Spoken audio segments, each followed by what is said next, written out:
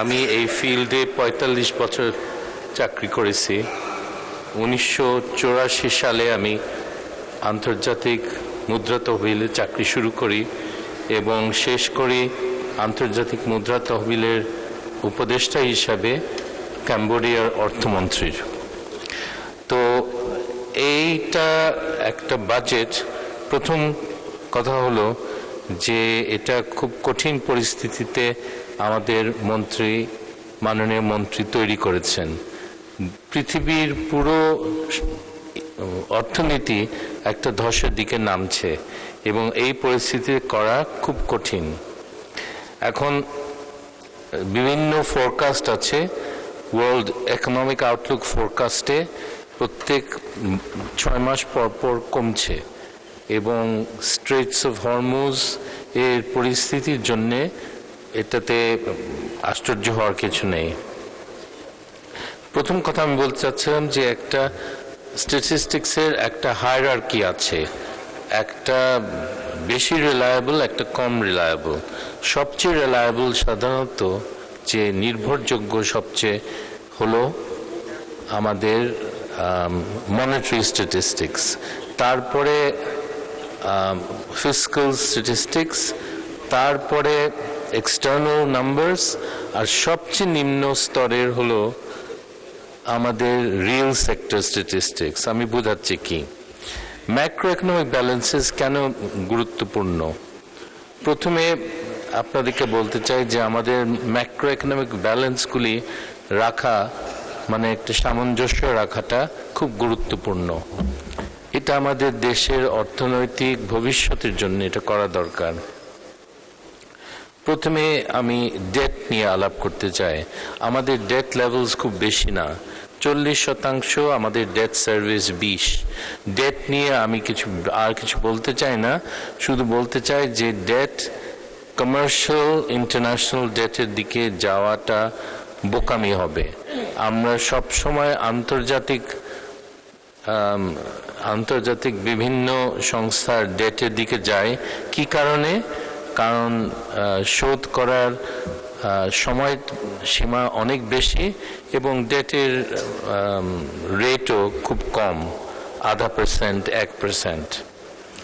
এখন এই বাকি আমার কথাগুলি আমি একটা সার্টেন ফরম্যাটে ফেলবো। শুরু করব রিয়েল সেক্টর দিয়ে। প্রথমে আমাদের মুদ্রাস্ফীতি। এখন মুদ্রাস্ফীতি আপনারা ভাবছেন যে এটা শুধু একটা পৃথক একটা ইস্যু। নো, মুদ্রাস্ফীতি সব কিছুর সাথে জড়িত। এক্সচেঞ্জ রেটের সাথে জড়িত, মনিটারি পলিসির সাথে জড়িত, আমাদের গ্রোথের সাথে জড়িত এবং আমাদের ফিসক্যাল পলিসি কি সেটার সাথে জড়িত। তো মুদ্রাস্ফীতির খুব বেশি বড় একটা সমস্যা নাই, কিন্তু একটা জিনিস আপনাদেরকে বলি, মুদ্রাস্ফীতি কম রাখাটা শ্রেয় এই কারণে যে আমাদের এক্সচেঞ্জ রেট এর যে প্রত্যেক বছরে যে কমে, এর কারণটা হলো যে আমাদের ট্রেডিং পার্টনার্সের মুদ্রাস্ফীতির গড়ে মুদ্রাস্ফীতির সাথে আমাদের মুদ্রাস্ফীতির তফাৎটা উপরে সবকিছু নির্ভর করে। যদি আমাদের মুদ্রাস্ফীতি 10 হয় আর আমাদের ট্রেডিং পার্টনার্সের 3 হয়, তাহলে আমাদের এক্সচেঞ্জ রেট 7% কমবে। তারপরে গ্রোথ এখন মোটামুটি ভালো, কিন্তু ইনফ্লেশন আর গ্রোথ লিঙ্কড। আমরা লো ইনফ্লেশন আর লো গ্রোথ যদি চাই, আমাদের ইতিহাসে একবারই হয়েছে অনেক আগে, তখন মুদ্রাস্ফীতিও কম ছিল আর আমাদের গ্রোথও ভালো ছিল।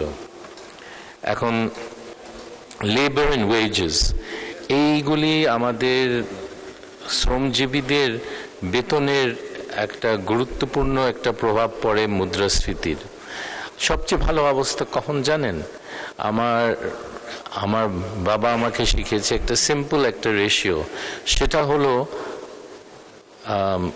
টোটাল ইনকাম দিন মজুরদের, তারা যারা কোদাল নিয়ে রাস্তার পাশে বসে থাকে, যাদেরকে কেউ দেখে না, এবং ডিভাইডেড বাই কোর্স রাইস। যেমন দিন মজুরের যদি বেতন 140 টাকা হয় আর সস্তা চালের দাম যদি 20 টাকা হয়, সে 7 কেজি বাসায় নিতে পারবে।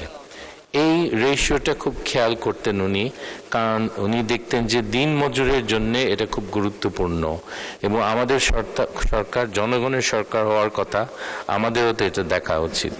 অ্যান্ড ইনকাম ডিস্ট্রিবিউশন, আমাদের বৈষম্যের কথা বড় বড় বক্তৃতা অনেকে শোনান, কিন্তু গত সরকার এটা নিয়ে কোনো কাজ করেনি। আপনারা এটা জানেন যে গরিব লোকরা তারা যদি এক্সট্রা ইনকাম পায়, প্রান্তিক যে ইনকাম পায়, তার বড় একটা অংশ তারা খরচ করে, 100%। এবং এটা সরকারের, এটা অর্থনীতিতে একটা পজিটিভ একটা প্রভাব ফেলে। আপনি একটা কোটিপতিকে যদি টাকা দেন, 10,000 টাকা দেন, সে হয়তো খরচই করবে না, এটা আমাদের অর্থনীতিতে খুব বেশি প্রভাব পড়বে না। কিন্তু গরিবরা 1,000 টাকা কি 100 টাকা পেলে 100 টাকাই খরচ করবে। সো তাদের মধ্যে একটা ইনকাম ডিস্ট্রিবিউশন করা, আমি মনে করি এটা সম্ভব এবং এটা করা উচিত। Finally, quality of growth, ICOR. ICOR শব্দটা হয়তো আপনারা ফ্যামিলিয়ার না, ইনক্রিমেন্টাল ক্যাপিটাল আউটপুট রেশিও। কতটুক ক্যাপিটাল দিলে আমার গ্রোথ বাড়বে, এটা খুব গুরুত্বপূর্ণ। আমি যদি টাকা দিয়ে অনেক বিনিয়োগ করি আর বড় বড় 7,000 স্কোয়ার ফুটের অ্যাপার্টমেন্ট বানাই আর শপিং মল বানাই, আমার প্রবৃদ্ধির হার বাড়বে না। আমার মাননীয় সদস্য, আপনি কমফোর্টেবলি শেষ করতে গেলে কয় মিনিট লাগবে? আচ্ছা, তাহলে আপনাকে আর 4 মিনিট দেওয়া হলো, দয়া করে 4 মিনিটের মধ্যে শেষ করুন। মিনিট দেন। হ্যাঁ জি, পরে আমি ইউটিউবে 4 মিনিটস থাকতে হবে আমাকে। আর সেই জন্যে এই আয়করটা আপনারা যদি ফ্যাক্টরি তৈরি করেন বিনিয়োগ হিসাবে, তখন আপনার প্রবৃদ্ধির হার বাড়বে। আর আপনি যদি শপিং মল তৈরি করেন, এটাতে বাড়বে না। আর এই জিনিসটা আমাদের খেয়াল করা উচিত। বিভিন্ন টাইপের বিনিয়োগের ভ্যালিউ, মনিটারি সেক্টর, যে growth rate, monetary growth rate, এগুলি খুব গুরুত্বপূর্ণ। এগুলোর সাথে মুদ্রাস্ফীতি জড়িত, কিন্তু দ্বিতীয় ইস্যুটা এবং ইন্টারেস্ট রেট জড়িত। এখন বাংলাদেশের ব্যাংকিং সিস্টেম এফিসিয়েন্সি খুব লো, কারণ আমরা টাকা নিই জনগণ থেকে, আর আমরা যখন তারা লোন নিতে আসে, একটা সৎ ব্যবসায়ী লোন নিতে আসে, তাকে আমরা 14 বা 16% বলি। সো এই জন্যে আমাদের ব্যাংকিং সেক্টর এফিশিয়েন্ট না। একটা ব্যাংকিং সেক্টর এফিশিয়েন্ট হলে যে রেটে লোক টাকা নিয়ে আসে, সেই একই কাছাকাছি রেটে, ধরো 4 আর 6 এর মধ্যে ইন্টারেস্ট রেটগুলি থাকা উচিত। আর ফাইনালি, সবচেয়ে গুরুত্বপূর্ণ হলো যে আমাদের সৎ ব্যবসায়ীগুলোর লোন পাচ্ছে না। সবচেয়ে গুরুত্বপূর্ণ হলো যে আমাদের ডিফল্ট সিস্টেম, ব্যাংকিংয়ের ডিফল্টের যে ডেফিনিশন, এটা আমরা পাল্টে দিয়েছি। আগে ছিল 90 দিনে লোকে ডিফল্ট বলতো, 90 দিন কোনো সুদ না দিলে সেটা ডিফল্টেড। কিন্তু এখন আমরা 1 বছর পরে কোনো সুদ না দিলে ওটাকে ডিফল্ট বলি। আর আমাদের রেট কত এটা পরে বলবো, কিন্তু আমি সব দেশে, যে 35 দেশে কাজ করেছি, আমরা ঘাবড়ায় যেতাম 6 এর বেশি হলে। বাংলাদেশের রেট হলো 61, এই ফলস ডেফিনিশনে 61, মানে the banking system is totally short. এবং এটাতে করা কোনো পদক্ষেপ সরকার না নিলে এরকমই থাকবে, এবং অর্থনীতি অগ্রগতি আপনি আশা করাটা আপনাদের ভুল।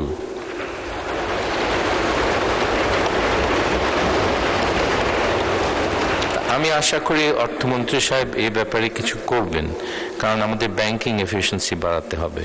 Finally, fiscal issues, deficit level আমাদের খুব বেশি না, 3-4%, কিন্তু একটা মিথ্যা পরিসংখ্যানের উপরে এটা ভিত্তি করে এই ডেফিসিট লেভেল তৈরি করা হয়েছে। সেটা হলো আমাদের রাজস্বের রেট। রাজস্বের রেট গত 15 বছরে 80, 84 উপরে কোনো দিন যায়নি। 1 বছরে 70 ছিল। সো আমরা বাজেট করি হাই রাজস্ব রেটে, কিন্তু আসলে এটা হয় না, এবং এটা প্রত্যেক বছরে হয় না। প্রত্যেক বছরে হয় না, তো এটা একটা আন্দাজ করা উচিত। আর তখন শেষ মুহূর্তে আমাদের মহামান্য মন্ত্রীকে ফাইন্যান্সিং করতে হবে, এবং 3 সোর্স থেকে তাকে ফাইন্যান্সিং করতে হবে। একটা হলো নন ব্যাংক প্রাইভেট, আরেকটা হলো ব্যাংক দেশি, আরেকটা হলো বিদেশি। সবচেয়ে ডেঞ্জারাস অফকোর্স বিদেশিটা, কিন্তু সবচেয়ে মুদ্রাস্ফীতি বাড়বে সবচেয়ে প্রথম দুইটাতে, ব্যাংক বরোয়িংয়ে। এখন আরেকটা ইস্যু আছে ফিসক্যালি, কোয়ালিটি অফ এক্সপেন্ডিচার। টাকা খরচ হয় কিন্তু কাজ হয় না। তাহলে আমাদেরকে এই ব্যাপারে কিছু একটা পদক্ষেপ নিতে হবে, আমাদের সরকার সেটা নেয়নি। ফাইনালি আমি জাস্ট কনগ্রাচুলেট করতে চাই আমাদের মন্ত্রীকে, যে মহামান্য মন্ত্রীকে। ধন্যবাদ মাননীয় সদস্য।